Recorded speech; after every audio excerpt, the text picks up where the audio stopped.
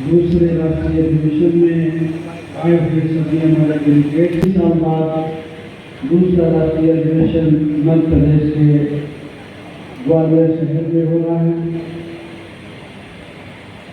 मध्य प्रदेश के ग्वालियर में राष्ट्रीय अधिवेशन करने के पीछे मकसद भी है, उद्देश्य भी है कि हमारी पार्टी का राष्ट्रीय अधिवेशन अगर ग्वालियर में होगा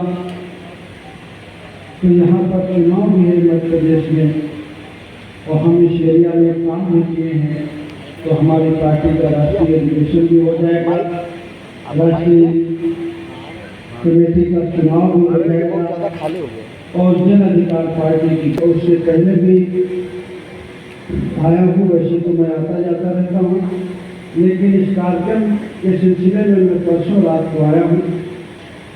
तो जो साथी हमारे तैयारी में लगे हुए थे उनकी तैयारी और जो हमारे यहाँ के लोकल के साथी थे और जो उत्तर प्रदेश के साथी थे, मैं उनके साथ बैठा और जब मैं राष्ट्रीय अधिवेशन किया वो मंशा मुझे पूरी होती हुई नजर आई। मैं भोपाल में कुछ लोगों से मेरी बातचीत हुई तो मुझे बताया लोगों ने कि नहीं, चर्चा तो है ग्वालियर शहर में, चर्चा है, जो निकल के जाते हैं लोग गाड़ियों में, अपने व्यक्तिगत गाड़ियों में, बसों में या जो बाजार आते हैं, मार्केट आते हैं, तो आपका झंडा देख के, बैनर देख के लोगों में चर्चा तो है कि यार जन अधिकार पार्टी पिछली बार मध्य प्रदेश में चुनाव तो बहुत तैयारी के साथ नहीं करी, लेकिन इस बार ऐसा लगता है कि जन अधिकार पार्टी मध्य प्रदेश में तैयारी से चुनाव लड़ने के प्लान में है। तो सबसे पहले मैं यहाँ के आयोजक साथियों को और जो हमारे साथी यहाँ आए हुए हैं पूरे देश भर से चल करके, वैसे तो हमारा 5 राज्यों में संगठन में छोटा बड़ा तो मुख्य रूप से तो 5 राज्यों से ही आए हैं, लेकिन सभी साथियों को मैं धन्यवाद देता हूँ कि आप लोग अपना समय निकाल करके यहाँ आए और जो मकसद के साथ हम लोगों ने इस कार्यक्रम का यहाँ आयोजन किया, मुझे ऐसा लगता है कि उसमें हमें सफलता जरूर मिलेगी।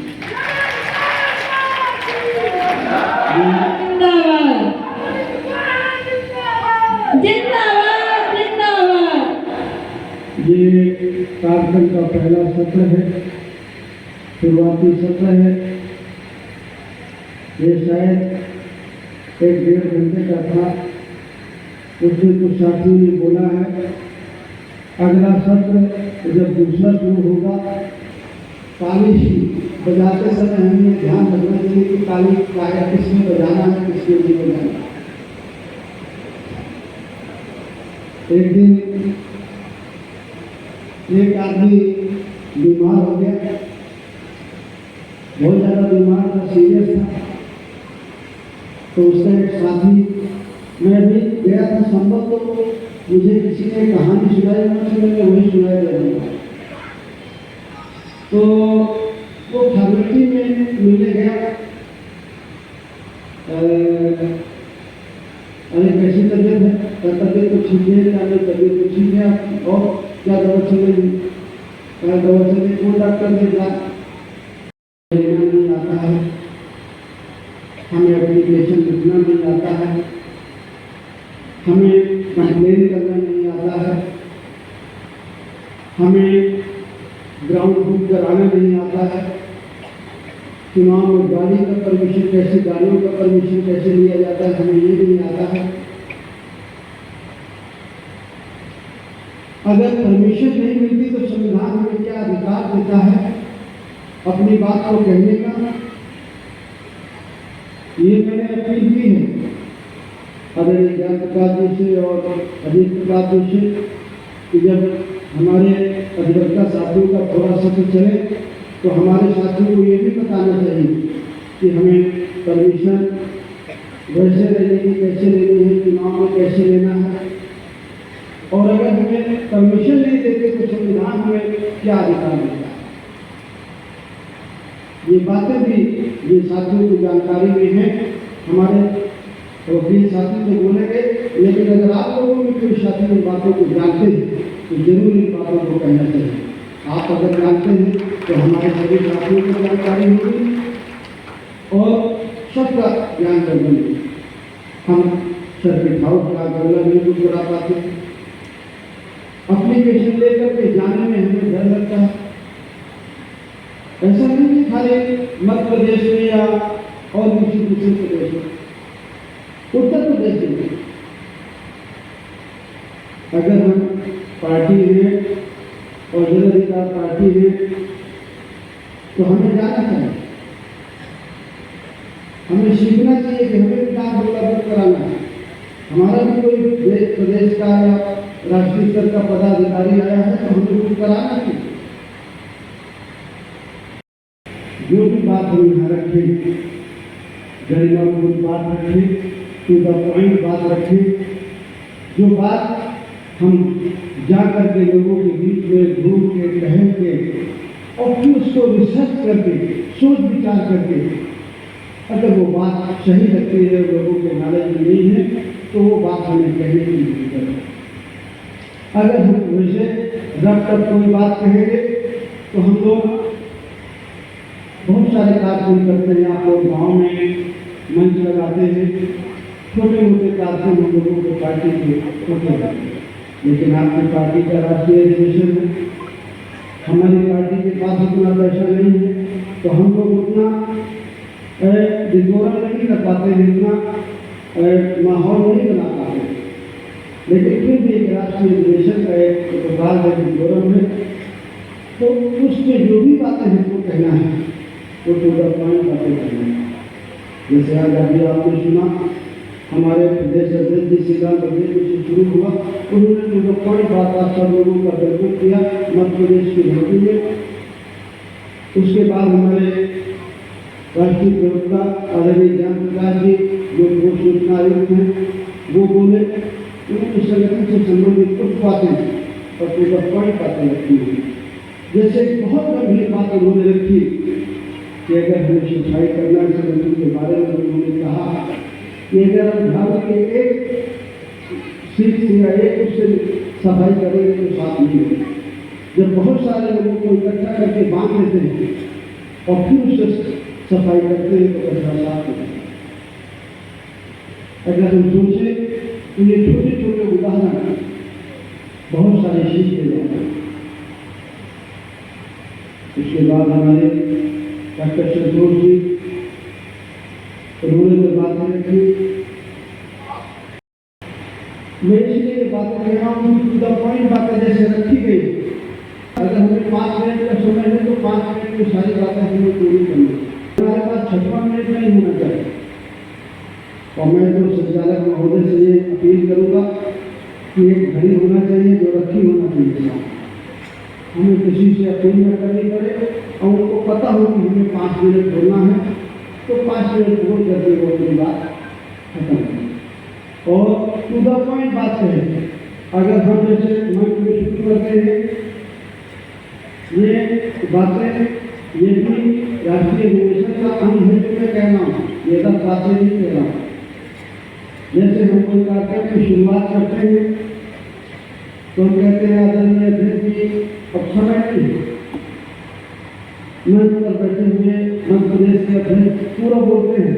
मध्य प्रदेश के प्रदेश अध्यक्ष श्रीलाल बघेल जी, मंच पर बैठे हुए आदरणीय बिहार प्रदेश के अध्यक्ष उपेंद्र कुशवाहा जी, और इसके भी कहते कहते हम लगभग 10 मिनट इसी में गुजार देते हैं।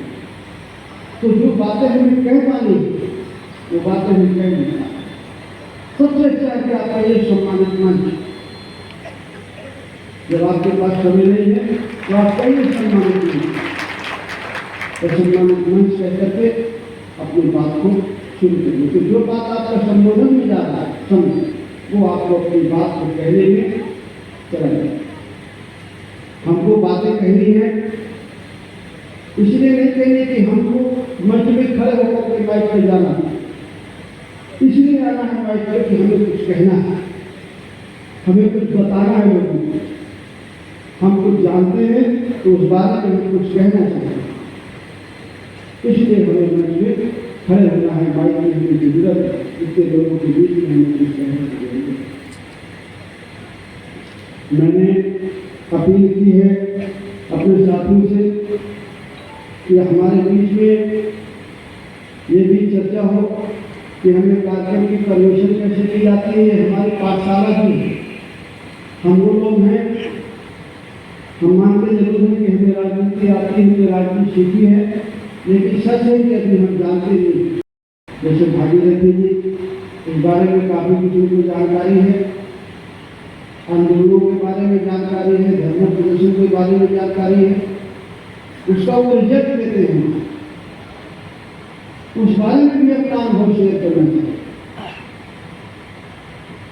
जो जिसमें सफलता है उसको अपने जीवन के कुछ अनुभव लोगों के बीच में रखने चाहिए। मैं ये दिन से शुरू किया, मैं अपने सारे जीवन के अनुभव आपके बीच में रखता है। कुछ अनुभव आप लोग सुनते हैं और भूल जाते हैं, कुछ थोड़ी बहुत बातें आप लोगों को याद रखती हैं। आज जब हम चुनाव के समय में हमारा राष्ट्रीय अधिवेशन है, मध्य प्रदेश में अक्टूबर और नवंबर में अगर चुनाव सही समय पर हुआ तो होगा, लेकिन जैसे 2-3 दिन से चर्चा आ रही है कि एक देश एक चुनाव की, और कमेटी भी बन गई, उसकी सरकार ने कमेटी बना दी जो हमारे पूर्व राष्ट्रपति हैं आदरणीय रामनाथ कोविंद जी उनकी अध्यक्षता में, और विशेषज्ञ भी बुला लिया गया शायद 18 से। तो अगर एक देश एक चुनाव की बात हो गई तो फिर लोकसभा का चुनाव मार्च अप्रैल में है, 24 में, तो या तो लोकसभा का चुनाव नवंबर दिसंबर में होगा, या फिर ये भी चुनाव पढ़ करके चले जाएंगे मार्च और अप्रैल में, और फिर वो चुनाव यहीं पर थोड़ी होगा।